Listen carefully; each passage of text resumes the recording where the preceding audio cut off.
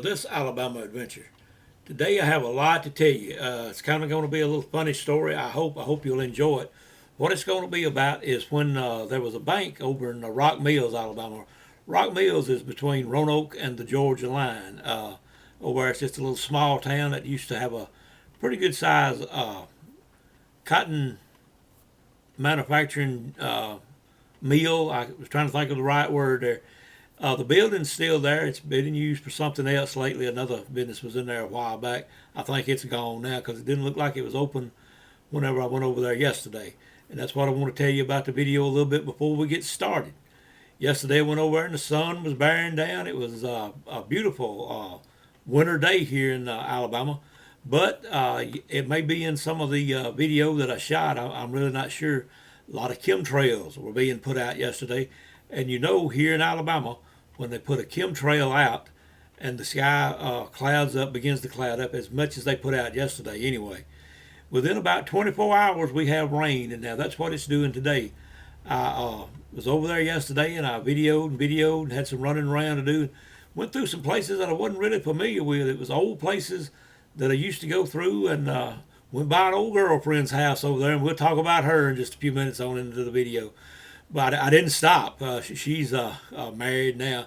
But anyway, I decided I would like to see her. It's been about 40 years since I've seen her, but to see how her life has been.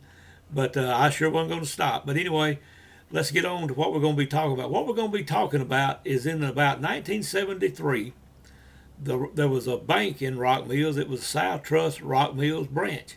And one day in the summer of 73, the bank was robbed. And whenever they made their getaway, I didn't know it at the time, but the bank robbers come right directly to where I was working that day. So that's what we're going to be talking about on this Alabama adventure, is the day of the great bank robbery in Rock Mills. So now let me say, from the tail end of the Appalachian Mountain chain in the heart of the South, this is Alabama Adventures. Okay, now as we get started, just going to tell you now there are going to be some sidetracks in this story. There's just a lot of things that I need to add in, and when I went back over there today, this afternoon, you can tell the weather changed and everything. It got real cloudy. But anyway, what I want to do first is to go take you on this little field trip so you can sort of see the lay of the land and what I'm talking about, and show you some of the buildings and the railroad and that type of stuff where I was at. I need to explain a little bit what was going on over there. But anyway, it's just going to take me a minute to try to keep everything in mind. There is just so much to tell about this, and I have made some notes, and I don't know if I'm going to get to all of them or not in this video. If not, I guess we'll make a part two or make another video. But anyway, give you a little background so you'll know what was going on. In the early 70s, there was a contract to build a Lake West Point down near West Point, Georgia. So that where my dad was working at the time, and it was under the authority of the Army Corps of Engineers. Now, my dad had been in the Army Corps of Engineers when he was in World War II, and I guess every time they had a job somewhere, he always worked for them. And I remember one of my uncles one time at Thanksgiving or Christmas or something, we were all sitting around the table eating, laughing, and joking and stuff like that. And he made a comment. He said, Fred, that was my dad's name, Fred. He said, Fred's worked for the Army Corps of Engineers all his life, ever since he got out of World War II. Said he may be some big government agent that's keeping an eye on all of us, what we're doing, or watching things. You never can tell whenever somebody works for the Corps of Engineers all their life. And of course, we all had a big laugh. My dad did too. And he never confirmed or denied that. He just said, "You never know," and like we all just laughed it off. But you don't never know who is working for the government, like secretly or undercover or whatever. I don't think he was, but he was in the construction part, and that was what he did all his life. So what we were doing is they were in the process of building West Point Dam, and so there would be a West Point Lake. What the company that I worked with was a Gould construction company out of Arkansas. I can't remember the little town out there that they were out of, but I remember that was on the checks back then, and that's who I worked for, like I said, under supervision of the Corps engineers. So what we were doing, the company that I worked for, we had to change the railroad spur going in there because where the railroad was at, it was low, and it was in a position to where it would be underwater. So we had to build, I'm not sure what it was called, but we had to build the ground up to where you could put the railroad track, and where it could be changed the direction that it went into West Point. So that's why I was over here. When I first went to work over there, I went to work over there driving a bulldozer, pushing down pine trees. That was all I had to do all day long. I forgot what size a bulldozer it was. It wasn't a very big bulldozer, but that's what I did all day, was sit on a bulldozer and push down pine trees.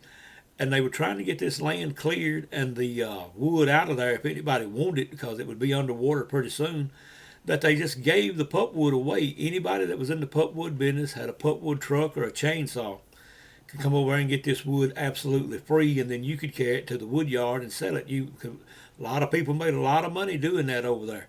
I made a lot of money down there. But let me tell you this, let me get sidetracked right here to begin with.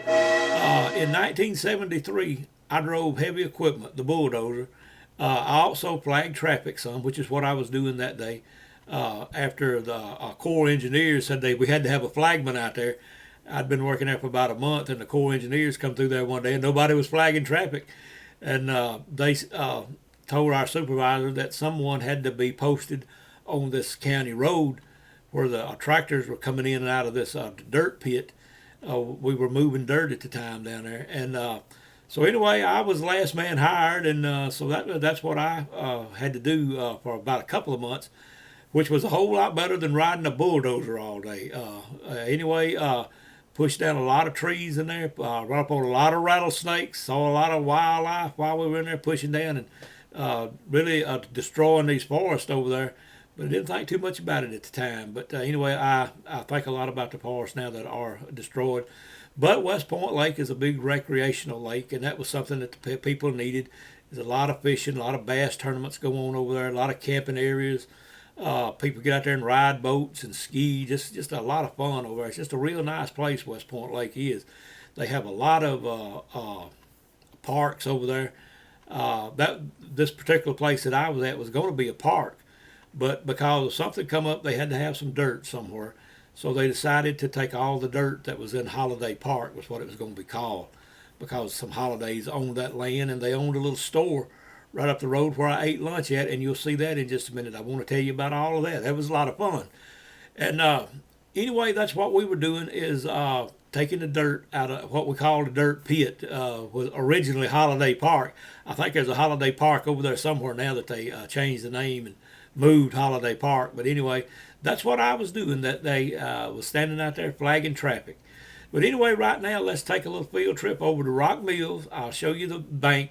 The bank's not there anymore. The building's still there. The bank's not there.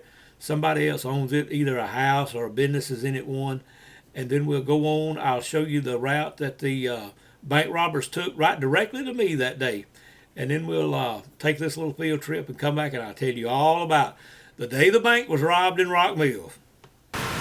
Okay, today we're in Rock Mills, Alabama, and I'm going to tell you about the great Rock Mills bank robbery that happened several years ago. But I want to sort of show you a little bit of Rock Mills while we're down here. It's kind of nice looking little community. I used to live pretty close to Rock Mills, just right up about 3 or 4 miles, right up Highway 22 here. Anyway, I want to show you this. This is one thing that Rock Mills is pretty famous for, is the Rock Mill pottery. A lot of churns and that type of stuff were made many, many years ago, and it's just a very famous place here in this part of Alabama. Anyway, this is the Rock Mill Pottery Studio and Gallery. They don't make that anymore, but anyway, there's a lot of traffic down here today. I'm going to try to get above it. I know you hear a roar in the background, and I'm going to show you this right over here real quick. This is Weehadkee Creek right here that Weehadkee Mills and Rock Mills. I'm not sure what all the names. It's had several names over the years. This was a cotton mill where they made yarn for many years. I want you to sort of see those rocks and the creek coming under it. There's the bridge on Highway 22. If you come down this way to visit it, then you'll kind of have an idea of what that is. There's a historic marker right here about the mill, and we'll walk over here to it, and I'll try to read it. I know there's a lot of traffic down through here, and it may get loud, but anyway, I'll do the best I can. while we're looking at this. The sun's so bright I about can't see my viewfinder. Thank you very much there. We need some loud trucks from some rednecks. We got plenty of rednecks down here. But anyway, this is Weehadkee Yarn Mills. Near this site, soon after the threat of casita, and I did a video on casita and Fort Casita here a while back, which is just right on down, I guess, the creek here. Casita would be in, we're in Randolph County, and Casita is in Chambers County. Anyway, near this site, soon after the threat of casita, 1832, Peter A. Hogg built a grist mill on Weehadkee Creek, named for local Indian tribe. Settlement first called Protho's Mill, or James Protho, who with John McPherson obtained a U.S. land patent in 1837. Built a sawmill and a blacksmith shop. Before 1860, the name was changed to Rock Mills when a cotton factory was established. Over the years, this factory has been listed as Rock Mills Manufacturing Company, Weehadkee Manufacturing Company, Rosedale Manufacturing Company, and Weehadkee Cotton Mills, becoming March 28, 1905, Weehadkee Yarn Mills, and I think that's what it's called now. If it is still in operation, I'm really not sure that if this place is still in operation or not. Anyway, the present structure was built in 1881, produces 100% cotton yarn. Company offices are located in West Point, Georgia. I'll get on around here where maybe it'll get a little louder and show you the building and the old piece of driftwood there that's got hung up over the falls. But this is a real pretty place down here. These falls are. The building there really not that great looking anymore, but anyway, up there on the hill you can see a water tank that used to may still supply the town, but I'm sure it supplied the mills. And get another little shot of the creek down through there while we're here. But what I'm going to tell you about today is the bank robbery that happened over here many years ago, and I didn't know it at the time, but I kind of got involved with it a little bit that afternoon. But that's what we're going to talk about here in a few minutes. I do want you to see the waterfall there. Let me walk on back around here. And somebody's taking a chance leaving a Yeti cooler right there. I don't think I'd do that, but anyway, they probably got plenty of money. They live in Rock Mills. So anyway, there you can see, get a little bit better shot of the waterfall out through there. We'll walk over here a little bit closer. I don't want to fall in, but just ought to let you see that for a few minutes. We've been here for a long, long time, and this old building used to be a store, but now it's a pottery gallery. I'll let you see it one more time. Try not to get the sun in there, but the sun is shining right now. A lot of traffic over here in Rock Mills. To not be nothing here. But let me turn back around. I'll go right back over here. I'm going to pause. Well, I'll just let the camera keep running and keep running my mouth because it's so bright I really can't see when I've got it on and when I don't. This building right over here now, the one that that I have got the camera on right now, this brick building with a kind of an unusual looking roof on it, used to be the South Trust Bank here. And I think they put another metal top over the top of the old bank. Of course, that building's been there for a long, long time. And that's where it all got started on this particular afternoon that we're going to be talking about in a few minutes. This was a bank, and there were some people robbed this bank one afternoon, and it was hot summertime, and that's what I'm going to tell you about. Anyway, I guess, really don't know what all happened that afternoon. I know a little bit. That's why I was telling you a while ago that I kind of got involved with it. But anyway, I'm sure that after they made their robbery, that they went right up this road right here. This would be the closest way to where I sort of became involved with it a little bit later on that afternoon. Not this road, but this road that circles on up that way. And that's what we're going to do now. I'm going to tell you about the great Rock Mills bank robbery. Now, I was working on the video, and there was something I left out while we were in Rock Mills, so I wanted to run back real quick and see if I could get that for you. Right here is the Rock Mills Bridge, as I showed you a little earlier, or depending on where we put this in the video. But anyway, here's the Weehadkee Creek, I believe is what this is called, and I'll get another little shot of it real quick. But as you can see, this area right here looks like you could swim in it and everything. And I can remember back years ago that when you came down this road, you had to sort of drive slow or slow up, because there would be all kind of people sitting on this bridge, and they would be diving off into this little pond right here. But they had to quit that a while back because I believe someone drowned here several years ago. And right here you'll see it says on this, it's got it posted now. They don't want you trespassing, loitering, or swimming. But I believe that was the reason that they had to stop the swimming, because somebody did get drowned out here one day, so they just quit. But I can remember back in the summer when it was hot weather, it would be a lot of people, all ages, sitting along the rail of that bridge right there, and would dive off in here and swim and cool off for a little bit. Just something else I wanted to add about Rock Mills real quick. Okay, now we've come on up here to intersection, the end of the road that we left Rock Mills, and this was County Road 75 is where they came up to. And when they got to this dead end, I might have said intersection, but this dead end, I'm not sure this road number, I'll find it out in just a minute. But anyway, as you can see, there's a dead end sign, so they had to make a left turn to go the way that they did. And I found this up here whenever I came on up through here. I didn't know this was here. Is another historic marker to the pottery making families of Randolph County. This area right in here was known for the Rock Mills pottery, and which is a very expensive collectible pottery right now from the Rock Mills pottery. I believe this little area right here is called Bacon Level. I know that's kind of an unusual name, but I believe that's what this community right here is called. But anyway, we'll go on down this road right here, and I'll show you a little bit more of what happened that day. One other little thing I'll mention real quick while we're over here near Bacon Level, just the other side of Rock Mills, right back down this road, County Road 75, just a little ways, is where one of my old girlfriends lived that was a very big part of my life, and I guess she was my shoulda, coulda, woulda.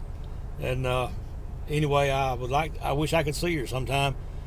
Now it's been about 40 years, and see how her life's been. But anyway, we'll think about that some other time. Okay, now I don't know where you can see it real well or not, but the road we just came up was 268, and I had some other things I wanted to stop and tell you about along that road, about a Bigfoot sighting that we had one night down there. But everybody in Randolph County decided they would get behind me because they saw I had pulled out a camera, just like right now. I pulled out a camera, and I've actually stopped on the side of the road to do some videoing, and nobody else can afford one. They can get out and make their own movies, but they say, look, we want to get in on what you're doing. So anyway, I'll put them on. We're right now in the middle of Standing Rock, Alabama is where we are, and I wanted to show you this rock right here. This is it used to have Standing Rock written on it. Right down here now, they've got a little another marker that says welcome to Standing Rock. But anyway, I see somebody has painted this, and there's some other rocks right back here behind it. That's the ones I used to remember. There was a large rock stood up in kind of that circle right there that had the Standing Rock. But anyway, whenever the bank robbers got to this intersection, coming up 268, and this is, I can't remember the county road. This road goes to Roanoke that way, and if you turn and go this way, and I'm going to get run over, everybody's got to see what I'm doing. But this road here carries you on to LaGrange, Georgia.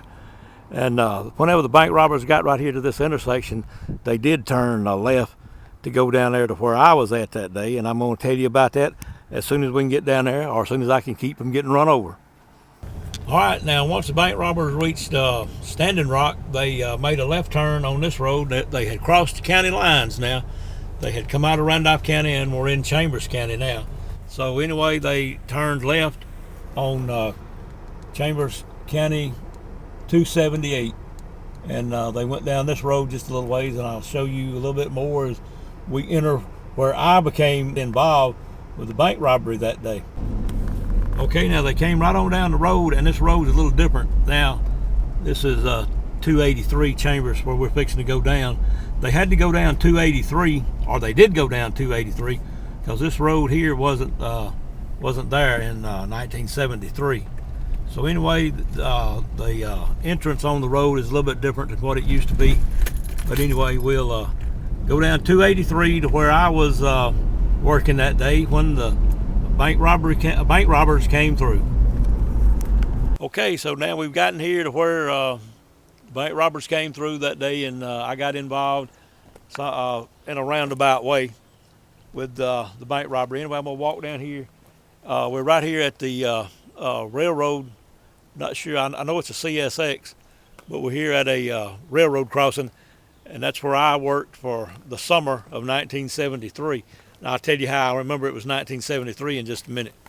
But anyway, I'll get you a picture of that railroad crossing, and here's the railroad track. And anyway, there was a lot of construction going on right here back in 1973, all down through there. And as you can see, the railroad track goes up through here, and this all had to be changed. The reason we were working at there, you can see a little bit of water right down in there. That's probably some water from Lake West Point backed up in this way.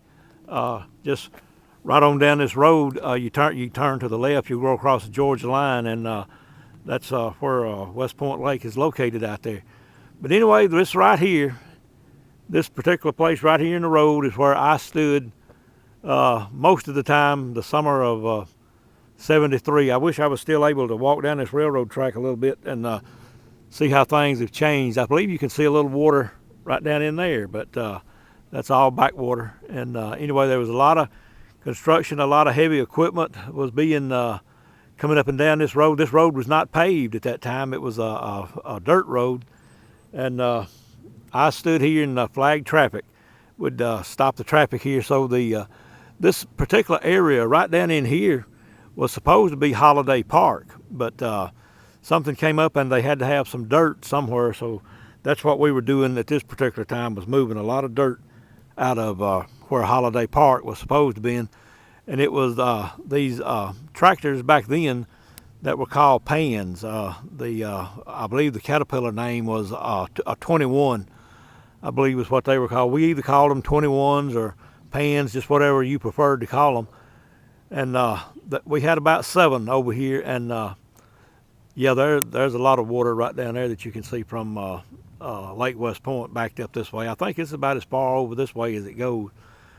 But anyway, I just wanted to let you get an idea of the place where all of this took place that day. I won't go back to the studio and tell you what happened, but anyway, I did want to give you a sort of a shot of the location. Now, right back up here at this intersection, and I'll go right back up there where you can see a car coming through it now, was where we ate dinner a lot of days. And there was a store up there. It was called a Holiday Store. I guess that's where that guy's going. But anyway, we ate out there in we would buy stuff there at the store sometimes, or you brought your lunch, just whatever you wanted to do. And that there was where we ate a lot of time. And it reminded me of what Dusty Rhodes used to say.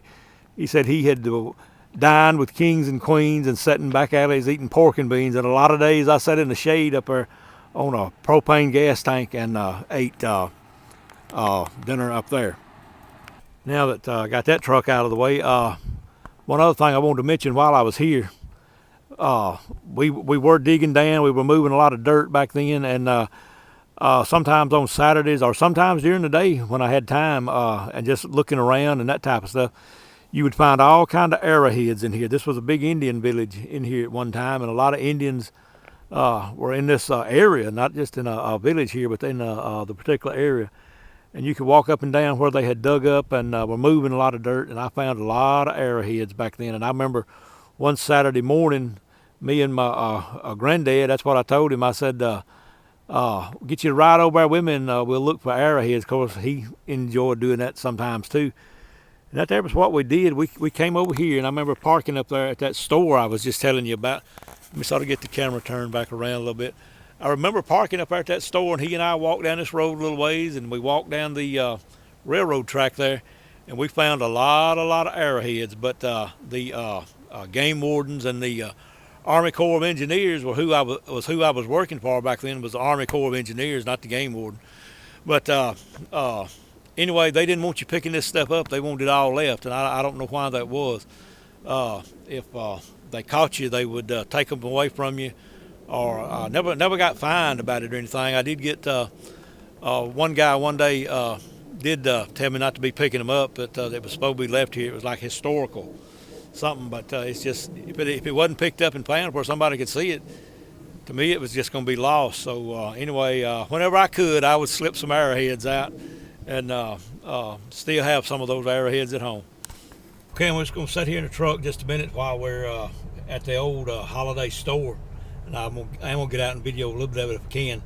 There's some people that live across the road now in this particular house behind us, and I don't want to explain what I'm doing here and when I used to work here. And I did want to show you a little bit of it while we were here. Now you can see that concrete slab. Now that's where the old store was, and this metal building has recently been put up, and then that other building, of course, that's behind it was there whenever we were here. But this is a big old oak tree that was always shaded all summer long, and we used to sit under it. The gas tank you see right down there, the propane gas tank, was up here under the tree at that particular time, and it ran into this store over here. And that's where we ate dinner a lot of days up there, eating pork and beans or egg sandwiches, spam sandwiches. They had a little dinner in there that you could buy. I'll tell you about it in just a few minutes. A lot of times that's what I ate for lunch. But anyway, just some good times over here. It was hard work. It was hot work, but it's something that I've always remembered, never forgotten about. Okay, now I'm going to get Dorothy to put a picture of that old big oak tree that we used to eat dinner under up for a few moments. And I'm going to tell you about what I ate over there a lot of times. And all of us did, as a matter of fact. A lot of days you brought your lunch from home, whatever you wanted to eat, sandwiches, that type of stuff, which usually with me consisted of an egg sandwich and a spam sandwich or two, or that was what I ate most of the time. You had to eat something that would sort of give you some energy and some strength for the rest of the afternoon, because we ate dinner around 12 every day, and as I said, it was hot weather over there. Of course, drinking Gatorade and water and that type of stuff to keep going. But anyway, at the store, now the old store building is gone. I wish it was still there, because I did want to get a picture of that while I was over there, but it's probably rotted down in the 40 years. It was an old store back then. But they had this little lunch in there that you could buy. I'm not sure who made it, if it was Armour or Libby. Somebody made this little snack lunch that we ate, that I ate, that all the men over there ate at one time or another. But it consisted of what you would probably call, what we used to call, a sawmill dinner. That would be pork and beans and Vienna sausage. But this had everything in this little carton. It had four. Well, let me show you this first. This is a can of Vienna sausage, and I'm sure if you're from Alabama or the South that you've eaten some of those at one time or another. And now this is a can of beanie weenies. Now what came in the little dinner over there was pork and beans. It didn't have the weenies in it. It was just pork and beans. But anyway, you got one can of Vienna sausage. You got one can of pork and beans. You got another can this size of Ritz crackers. And then you got another can this size of potato salad. And you talk about something good whenever you're hungry.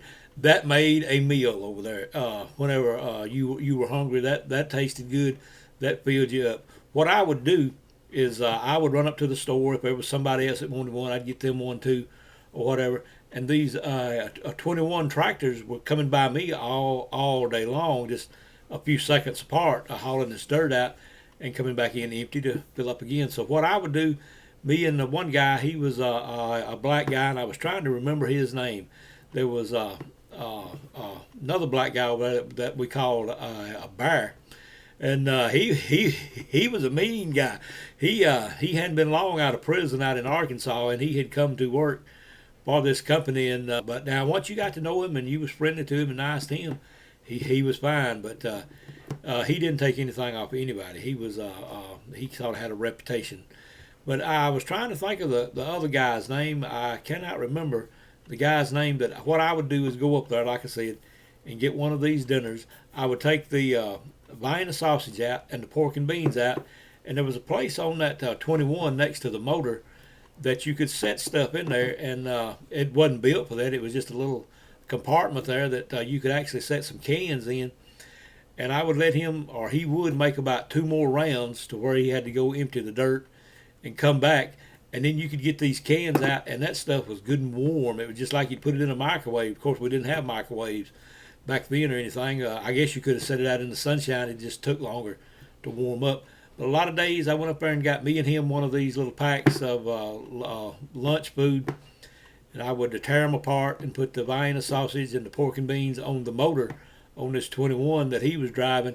He'd make a couple of rounds, and then he and I would go up there with everybody else, except ours was warm. What we were eating that day tasted a whole lot better than it tastes when it's cold. But I just wanted to tell you that was what we ate over there in the shade every day. Not every day, but a lot of days.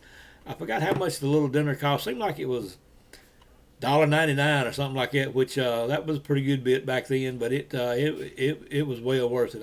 I'm sure now that a can of Vienna sausage probably cost you that much. But as I said, you got all the other stuff in there with it, and of course, being from Alabama and being from the South, you wanted an RC cola.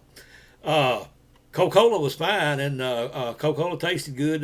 Pepsi once in a while, but down here in Alabama, it was always called a ROC cola, is what it was called. I don't know why that was, but a lot of times back then, moon pies were big, and I have eaten moon pies over there after we would eat dinner. Go in there and get a ROC cola and a moon pie, and that made you feel better. It gave you a lot of energy for the rest of the evening. But I did want to tell you what we used to eat for dinner over there. All right, and now we've got back to the shack, and I'm going to try to start the story on the great bank robbery. Anyway, I'm going to give you some background, or we're going to get sidetracked right to begin with, whatever you want to call it. I'm going to tell you how I come to have a job over there. My dad was one of the foremans over there, and when I got out of the 11th grade that year, I didn't have a summer job lined up, and he told me if I wanted to go to work over there that he would get me a job over there and I could make some money, in which I did make some money. Made a lot of money over there. But actually made more money working over there that summer, that particular time, than I guess I made anywhere else working. But it was not that hard. It was hard work. It really wasn't bad. It was driving heavy equipment, doing construction work was what it was, which was something that I enjoyed doing, and wish I was still able to do it today. But anyway, let me tell you about the job. That was what I went to work to do, was to just whatever needed to be done would do. Mostly it would be driving a bulldozer, pushing down pine trees. So anyway, I did that for a while, and then, as I said earlier, some of the inspectors or whatever in the Army Corps of Engineers came through, and nobody was flagging traffic on this particular road. And it was a pretty well traveled little road, especially with all the heavy equipment we had over there. So they told the supervisor, you're going to have a flagman up there, so our insurance and everything will cover in case something happens. So they asked me, did I want to do that? And I thought, gosh, yeah, and to get off of this bulldozer. So anyway, riding a bulldozer is a lot of fun, and especially for working or something like that. But that thing continuously bounces you, jars you. There's not any suspension. There's not any rubber tires for any, like I said, suspension or anything like that on there. And it's just a continuous bump. And sometimes it's most of the time it's a pretty hard bump all day long. And you feel like you've been in a wrestling match whenever you get home that afternoon. And all you want to do is to eat supper and get a bath and go to bed. And that's what I did for a while. But anyway, after I got to flagging traffic, I would stand out there, and sometimes I would talk to people, and while they were waiting on their tractors to get out of the way or whatever, and met a lot of very nice, very beautiful young ladies over there. Several of them got to where I guess they would make a trip over there just to get to talk. Sometimes during the day, it was hot weather out there, and it was real dusty. But it was not great working conditions, not like working in an office on a computer or nothing like that. But like I said, I enjoyed doing it. Anyway, what I wanted to tell you about working over there, I told you that I made more money over there than I believe I ever made in my life. At least I had more stuff back then than I ever had in my life, really. When I went to work over there in 1973, right after we got out of school, probably about last May or the 1st of June was when I went to work over there. And when I hired on, you ain't going to believe what I worked for. I worked for $3.31 an hour. And I made more money then, I believe, than I ever made in my life. But the way that this company that I mentioned a while ago, Gould Construction, out of I can't remember the town in Arkansas, but they were a good bunch of people to work for. But can't hold Arkansas uh, at responsibility, I guess, just because that's where Bill Clinton was from. But they are undoubtedly some very honest and very good people out there in Arkansas. As I was saying, the way they paid you out there is anything over 8 hours a day was overtime. It didn't matter how many hours you got in that week or how many days you got in that week. If you had worked over 8 hours, it did not count like just a regular hour. It was anything over 8 hours a day was overtime, and that was good. If you came into work that morning on time, which was always daylight, that's what time we always went to work every morning. Was you had to be there at daylight, ready to go to work. But if you got there at work on time, and for some reason it went to raining during the day, and you didn't get a full day, you got paid for a full day. If I can't remember exactly, but it was something about if you got there on time and you only got to work to say maybe not hardly lunchtime, but it went to raining or something like that, and you couldn't work, you still got paid for a whole day. So the company was real good. That was back when America was great. Uh, Everything was running good. The economy was running good. Everybody that wanted a job had one. There were some good paying jobs out there. Wasn't like it is now. The employer and everybody else trying to beat you out everything it can, and not giving you a full 40-hour week and this type of stuff, and uh, insurance and that type of stuff. But anyway, it was when America was great. America's been going downhill ever since.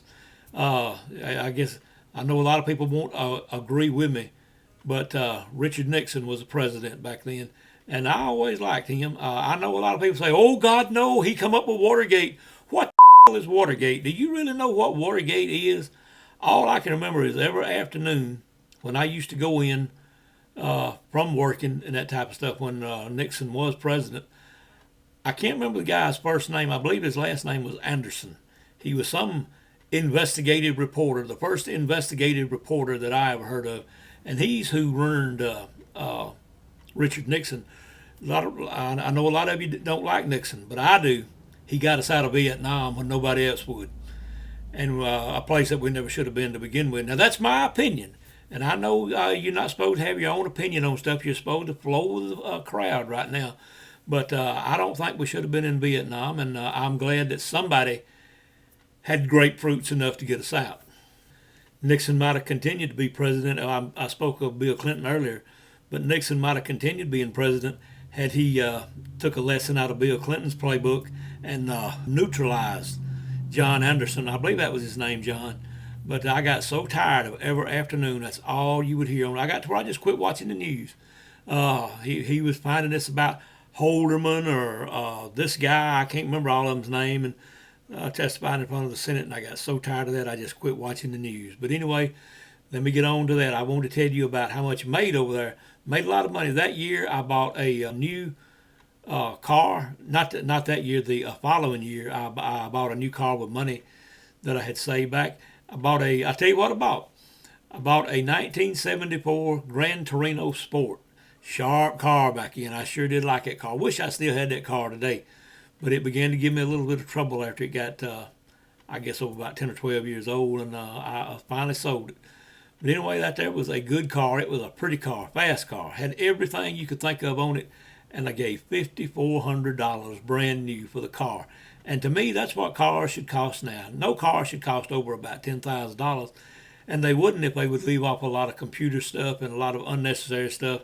I got in a car the other day. I had never seen it before. I don't mess with new cars anyway, but had a TV screen in there where you could watch yourself back up. What's wrong with just turning your head and looking out the back window to see if anything's coming? Because a very good friend of mine had one of these cars, and that's what she was looking at was the TV screen or the backup screen, whatever it's called, and she pulled out in front of a car and got rear-ended. So anyway, it don't work. A lot of things in there, especially airbags and all these little beepers. You can't open a door with what 15 or 20 beepers aren't going off, and that needs to be left off of cars. It would bring the price down.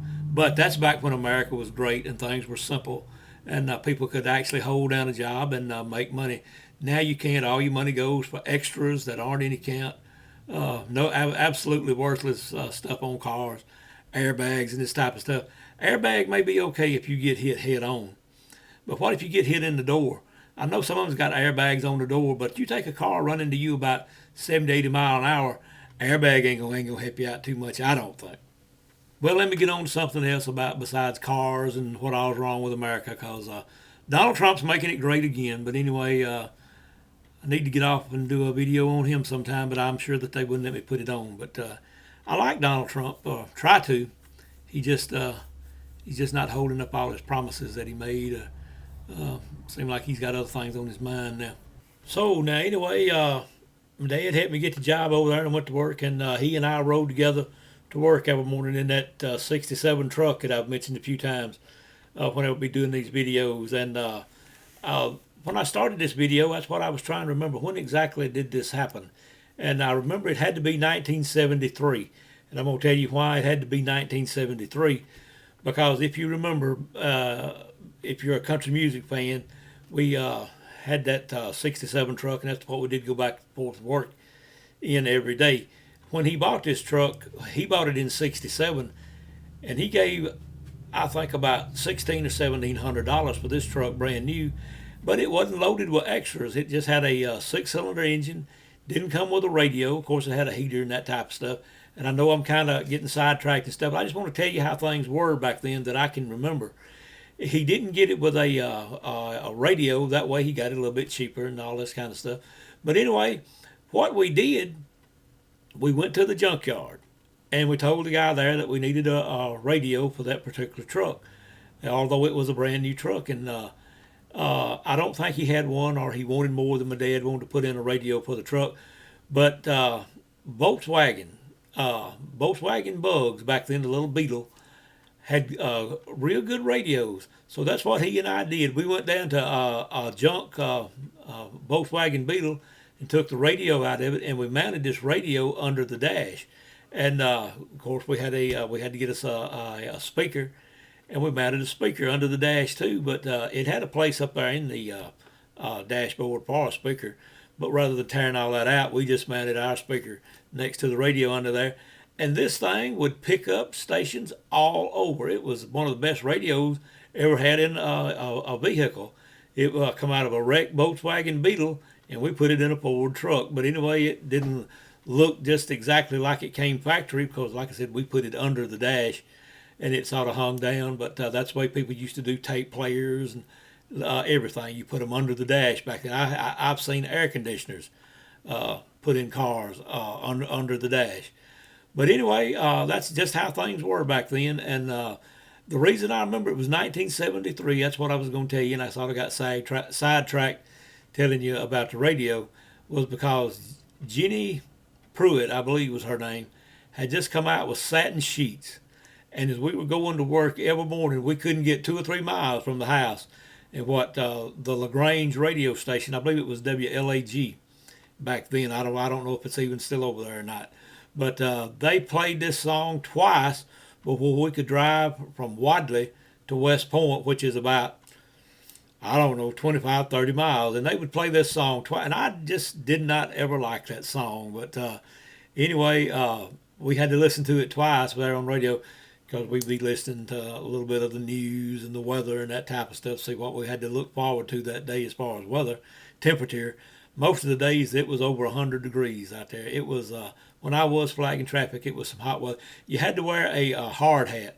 The government had just went to making people wear hard hats on construction sites then, and I had a hard hat that I had to wear out there. It fit good and everything, and after you got used to it, it wasn't too bad. But it was so hot out there that this hard hat actually one day got so hot while I was standing in the sun out there that it cracked. The hard hat cracked across the top, and I kept that hard hat for many years. Hard hat, I'll say it right in a minute. I kept that hard hat for many years because it had gotten so hot and had a crack in the top of it. But that's just some memories from back in those days that I thought you might want to hear about. Okay, so here's the story of what happened over there that day. It was hot. I mean, it was hot, and it was dry and dusty. Of course, we had a water truck that ran every 30 minutes to an hour watering down this dirt road. They have to do that on construction sites all the time. That's just not uncommon. But anyway, it was a loud day over there. We had about 7 of these 21s or pans, whatever you want to call them. They were out there running a couple of bulldozers, a road grader, uh, mechanic trucks, just all type of stuff running over there and back and forth and up and down the road. And of course, the local traffic was going up and down the road. And sometimes, whenever the road was clear and somebody would come up on the far end of the road down there from me, not up at the little intersection, but on the far end of the road, if the road was clear, I'd just flag them to come on through. And sometimes they'd be picked up pretty good speed by the time they got up through there. And I think a lot of times they just done it to stir up the dust, to get me dustier and dirtier out there because I was wringing wet with sweat. Anyway, and that dust would stick to you, and then the little sweat beads would come down your face, and you look rough sometimes. And sometimes there were some people over there that I had met. Sometimes when you're flagging traffic and doing that type of stuff, of course, you'll talk to somebody every once in a while that's like in the lead car, or somebody will ask you a question about what's going on, or how long is the road going to be stopped, or when can they go on, just all type of stuff. But anyway, you meet a lot of people, and I did meet some nice people over there. I met several young ladies from the community, or from somewhere over there. Well, 2 of them, the first time I ever met them, I flagged them on to come through, and they speeded up, and they were laughing and giggling when they went by because they knew I was fixing to get covered up with dust and everything. And a little while later, they came back by, and one of them flashed me. That was the first time I ever got flashed by anybody was over there. But anyway, after that, when I recognized that car come through again, I stopped them so I could talk to them. And anyway, that was how I met them. And every once in a while, well, about once or twice a day, those 2 girls would bring me a bottle of Gatorade, something like that out there, and that helped out a lot back in, especially in that hot summertime. Georgia's always known for hot weather, and Alabama is too for hot weather in the summer. And I was getting the best of both of it because I was standing on about the state line over there. But anyway, on this particular day, I was down there flagging traffic, and as I said, it was real loud with all the motors and all the tractors and stuff running and this type of stuff. And I kept a constant watch. I would watch one way a few seconds, and I would turn back the other way so I could see when a car was coming. So if I knew I had to flag for them to stop, or if I had to get the tractors off the road, or it could be an emergency vehicle like an ambulance or something like that come through, I'd have to get the tractors off the road as quick as I could. But anyway, I turned back around toward where the store was. I had been looking and back and forth, as I said, that day. And that afternoon, it was after lunch. Best I remember, it was after lunch. I looked back toward where the intersection was at the store, and this old station wagon come flying down the road and made the turn down this little dirt road where I was standing. And it was going so fast that when it came off of the road that ran by in front of the store up there, the old station wagon went sideways. And of course, the guy kicked it, and the dust was flying up, and they were just weaving back and forth down the road, and there was arms hanging out the window of this car, motioning for me like to get out of the way. And the first thing that went through my mind was they've lost control of this car, and they don't know which way it's going. But it didn't take them just a few seconds. They had the car straightened back up, and it wasn't headed exactly toward me. It was headed in my direction, coming down the road toward the where the railroad track would be. The railroad track wasn't there right then. That's what we were doing, is building the ground up so they could so the railroad could come through and put the railroad down. But anyway, I was standing right along there where the railroad track is now. And this thing was weaving back and forth, and the guy had the emergency flashers on. The headlights were flashing.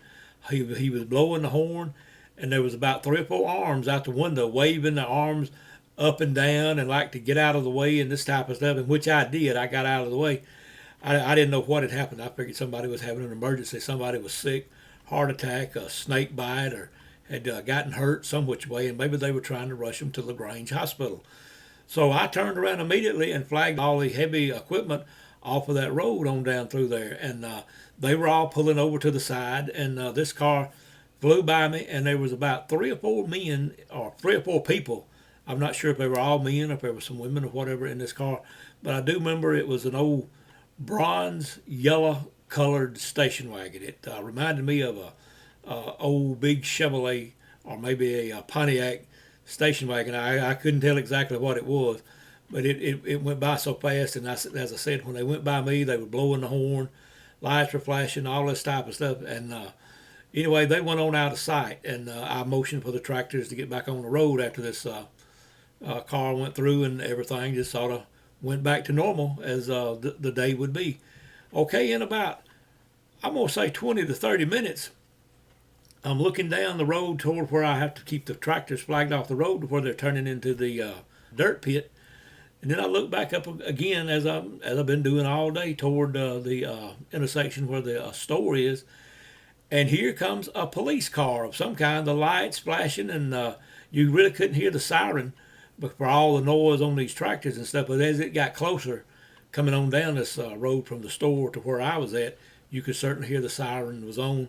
And once again, I turned around and I flagged all the tractors off the road because I knew something was going on with this, with the lights flashing and this type of stuff. But what it was, whenever the car got pretty close even with me, the guy driving hit the brakes and the car come to a sliding stop out just right where I was at. I didn't know what was going on or if they were after me. I knew I hadn't done anything or what was going on. And there was about 2 or 3 other police, well, they weren't police cars, they were Randolph County Sheriff cars is what they, when I first saw them, I thought they were just a police car. I didn't know. I figured it was sheriff in this part of the county because we were out of city limits and that type of stuff. But about 3 or 4 sheriff cars pulled up in front of me, and I thought, my heart just went to pounding. I thought, oh gosh, they think I've done something or whatever. I had no idea the bank had been robbed. But anyway, the Randolph County Sheriff jumped out of the car and went to questioning me just as fast as he could. And all of this stuff just hit me by surprise. I didn't know what was going on. I didn't know what to say or what he was talking about really. He asked me had a car come through there with a bunch of people in it flying, going real fast. You want to know what? I told him, yeah, one had earlier. I thought somebody had gotten hurt and I had flagged them through. What color was the car? How many people was in it? What could I tell them about the car? Just all kind of questions and this type of stuff. And I was trying to explain the best I could that the only one that I could remember was this old bronze yellow looking station wagon. A rough looking car. It didn't look like it would hardly get down the road. It looked like it had been sitting out in a field or maybe a junkyard for a long time, and it was just rusted looking and this type of stuff. And then he wanted a description, and of course the deputies were gathering around me and this kind of stuff. And here I am about 17, 18 years old. I am scared to death. I thought I was fixing to go to jail. I thought they were after me. I didn't know what to say or what to do hardly. But he wanted a description of what did they look like. Did I get a look at them? What kind of clothes were they wearing? All of this kind of stuff. And I'm sitting there thinking, give me a chance to answer one question before you ask another one. But anyway, I did the best I could, and it seemed like all at once they all jumped in the car and took on off down the road toward, I believe it's 219. All right, we'd been sitting there a while, so my dad's out there working too, and he sees all these police cars up there around me. So he's on a road grader. And that's what he comes riding up there on, and he want to know what in this so-and-so was going on, all the police down here talking to you. And I told him who it was. It was Randolph County Sheriff and some of the deputies. And they told me what had happened, that the bank over in Rock Mills had been robbed just a little while earlier that afternoon. And that's who they were after, chasing, trying to find out what was going on. Well, my dad turned his tractor off. Me and him were sitting there talking about it, and I was trying to get calmed down, and I walked over to the truck and got me a Coke or whatever, or something to drink, because it was hot, and I sort of needed a little something to calm. I needed something stronger than a Coke, but anyway, I wasn't hardly old enough to drink anything else back then. But anyway, there's what we were talking about and everything, and then all of a sudden something else happened. I had sort of begun to get sort of calmed back down talking to him, and of course some of the other guys that worked out there. I wish I could tell you about some of those guys. Most of them were like from around where we lived over here in Randolph County. My dad had gotten a lot of them a job over there, and just a pretty nice bunch of people. But anyway, they had a lot of them, a lot of them on the pans had pulled in, and we just had a big roadblock of tractors sitting down there. Nobody could have gotten through right then. If the bank robbers had come through while we were talking, they would have been SOL that day. They couldn't have got through. We couldn't have got the tractors out of the way soon enough before the sheriff would have caught them. But anyway, all the tractors were sitting in the road down there, and they were asking me all kind of questions. And I have never been questioned by so many people in so short a time, wanting to know so much as I was that day. And I had done gotten real nervous and since I had come so close to bank robbers. It wouldn't probably wouldn't bother me too much now, as old as I am, but as young as I was, and known that these were armed bank robbers, and that's because that's what some of the deputies or the sheriff or somebody had told me, that they were heavily armed whenever they did rob the bank over there that day, and how dangerous it was, and just went into a lot of not a lot of detail, but was telling me stuff like that, and I was beginning to get calmed down, and as we looked down the road where the tractors had to go with their dirt, carrying it over there to another location, is where they were having to build up some of the railroad or something. But anyway, as we were looking down this little county road that I showed you earlier in the video, this big column of black smoke began to come up from the other side of some trees over there. And we didn't know what had happened there. First thing that went through some of them's mind, it must have been a wreck out there on 219, and something had caught on fire, or somebody's house was burning. And we watched this for a little while, and of course most of them had done cut the tractors off, and you could hear pretty well then, because we were talking about what had happened to me earlier that day. And we did hear some sirens. I believe it was probably Standing Rock Fire Department and some of the other local volunteer fire departments were called to this fire. What the fire was, we found out, is the bank robbers had ditched the car over there and had set fire to it to burn up all the fingerprints, all the evidence that were in it.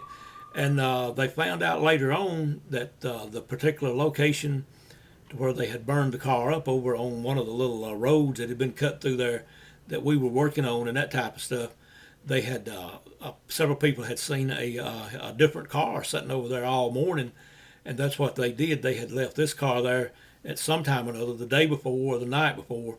So as they made their getaway, they could switch cars, and they wouldn't know what kind it was. I think they did get a description of the color and that type of stuff. But anyway, that was the day that the bank got robbed over there and what all was happening. But we sat there and we watched the smoke boil up for a while. A little bit later on that day, the sheriff did come back by and was talking to me again. That's what he said. He said, I want to give you time to sort of think about it, maybe calm down. I guess we were questioning you too fast and heated a while ago, in which they were. I guess they could see that I got real nervous and scared. And I figure anybody would be, especially at that particular age, back in that day and time. Might not be as bad now with kids now, but it certainly was with me back then. But then that's when he filled us in on what had happened with the car, and they had made a getaway. I don't know if they had very many clues on which way to go or what. These little roads were dirt roads over there, and then they would turn into kind of a halfway paved road for a little ways, and then you might hit a main road, but then it was a lot of dirt roads back over there. So if they ever found them, I'm not sure if these bank robbers ever got caught or if they completely got away with their haul that day.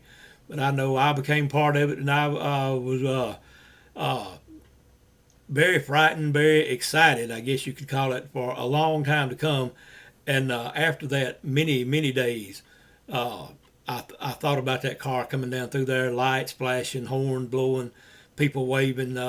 They could have easily shot me, thinking that I might have got a description of who they were. Or I'm pretty sure that car, or maybe not that particular car, but I am pretty sure that these bank robbers had made that run down through there many times to just see how heavily traveled that road would be and how quickly I could get tractors off the road.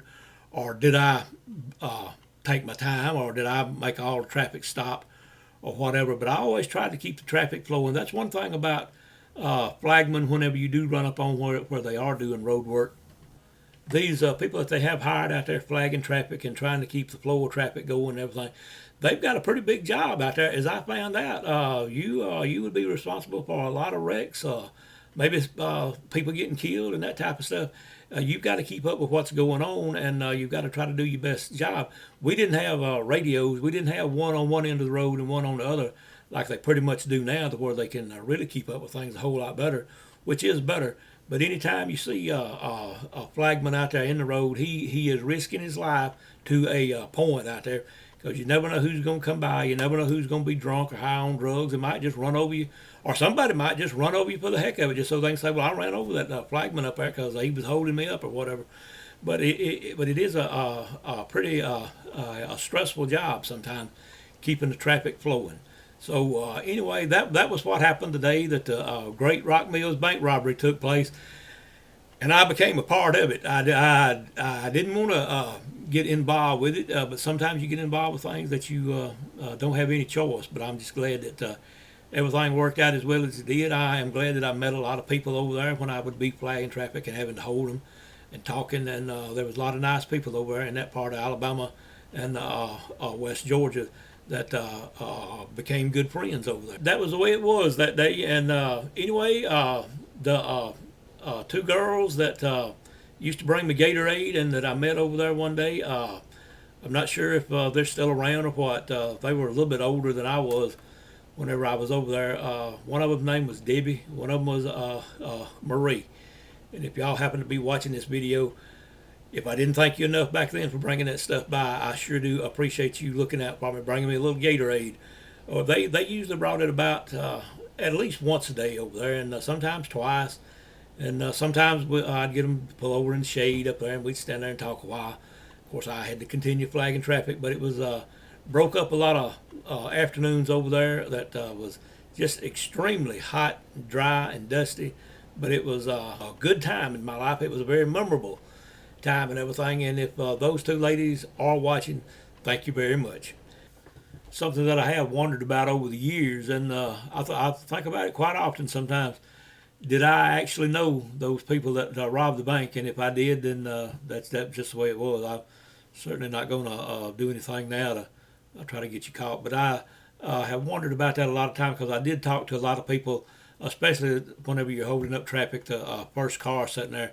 Sometimes if you're flagging traffic, you will strike up a conversation, or they'll say a little something like I said earlier, ask you what all, something about the work or something like that, and you get to talking to them. I doubt very seriously that I would recognize them if I knew who they were now. But the only thing that I remember, and I do remember telling the sheriff, that I remember the guy on the passenger side in the front seat had on a white T-shirt, because I remember him looking right at me as I came by. I wasn't looking at him much. I was looking down the road like at the tractors, and then I glanced back whenever the car came by. I do remember he did have on a white T-shirt. Don't remember what the driver had on. It's the best I could remember the guy in the back seat. There was at least one. There may have been two back there in the back seat of this old station wagon. And I remember one of them had on a red plaid shirt. I don't know which one. And when I did tell the sheriff that after he came back that afternoon to talk to me again, had I remembered anything about it, I said, well, I do remember one of the guys had a white T-shirt on, and one of them had a red plaid shirt on. And he said that they had undoubtedly already begun to change clothes, because that was not what they were wearing whenever the bank was robbed. So anyway, that sort of let me off the hook there of having to worry about going to testify, because I didn't see what they had on whenever they robbed the bank. They could have been changing clothes going down the road, which I'm pretty sure is what they were doing. Back in those days, back in the 70s, there were several bank robberies in this area. And we had some robbed in one little town. I won't call the town's name, but we had a bank there, and it got robbed 3 or 4 times in about 3 or 4 years. And of course, they had a camera in the bank on, I think, about the last robbery. I'm not sure they had one. The technology didn't come to our neck of the woods till a little later on. But anyway, I do want to tell you this little story real quick. They had a picture of one of the bank robbers. He did have on a mask, but they had a picture of him, and they put the picture in the local paper around here. And if you could identify this man, or help to identify him, you might not make 100% positive ID on him, but if you knew somebody that this looked like, wanted you to contact local law enforcement, and which a lot of people did. A lot of people said they would positively identify this guy as so and so and so and so, but there was never nothing done. So that kind of makes you wonder sometimes, was it all an inside job? And I'm sure a lot of banks have been inside jobs whenever they knew who was going to rob it. The right amount of people, or the right person was in on it, and there was just nothing ever done about it. But this guy was, by many people, identified when it came out in the paper. Well, that's so and so. I can tell that's him from the way he's standing and the size and just the way he looks. That's got to be him. But he was never questioned or anything like that. So anyway, that's just the way law and politics and bank robberies and stuff go sometime, and not anything you can do about it. Well, it is certainly not hot in Alabama tonight as I finish up this video. I'm not sure what the temperature is. It's raining. It is cold. It's rained all day. I got to go get a fire going to sort of get the house heated up. Anyway, hope you enjoyed this Alabama adventure. And I want to tell you that the Alabama Bigfoot Society is run completely out of pocket. And if you're in a position to where you can and where you would like to make a donation, that would be very much appreciated. All you have to do is to go to our website, alabamabigfootsociety.com, and right there on the front page you'll find a place to where you can make that donation. While you're on our website, go over to the items for sale page. We have t-shirts, caps, patches, a few other little items on our items for sale page, and you might find something on there that you just cannot live without. If you like this video, I hope you give us a like. If you don't like this video, I still hope you give us a like. And if you do like what we're doing down here with all our little stories and paranormal investigations and Roman rule Alabama and that type of stuff, would hope you would subscribe to the channel. I guess with all that being said, I'll be looking for you next time on the next Alabama adventure, and we'll see you on down the road.